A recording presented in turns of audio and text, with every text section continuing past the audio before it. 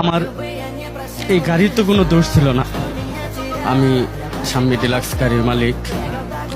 আমি খুব কষ্ট করে এই গাড়িটা গড়াইছিলাম।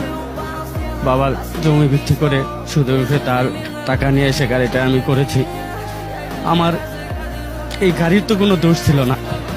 আমি জাতির কাছে, দেশের মানুষের কাছে আমি একটাই দাবি জানাই, একটা লোক মারা গেছে, তার পরিবারও শেষ, সাথে সাথে তো আমার পরিবারকেও শেষ করে দিল। আমি এখন আমার এই পরিবার সংসার কিভাবে চালাও? আমার কোম্পানি এখন অনেক টাকা কিস্তি বকেয়া বাকি, আমি এইগুলো কোত্থেকে পরিশোধ করব? ফুটেজ দেখলেই দেখা যাবে কে কে গাড়িতে আগুন দিচ্ছে, কে গাড়িটা ভাঙচুর করতেছে। এখানে তো আমার গাড়ির কোনো দোষ ছিল না। দোষ করলে আমার ড্রাইভারের দোষ করতে পারে, এতে আমার কি দোষ? আমার গাড়িটা এভাবে সারা জীবনের জন্য ধ্বংস করে দিল, পুড়িয়ে দিল, আমার ফ্যামিলিকে রাস্তায় বসিয়ে দিল। আমি প্রশাসনের কাছে এর সুস্থ বিচার চাই। আমিও শেরপুর জেলা পরিবহন ব্যবসার সাথে জড়িত, আমারও গাড়ি আছে।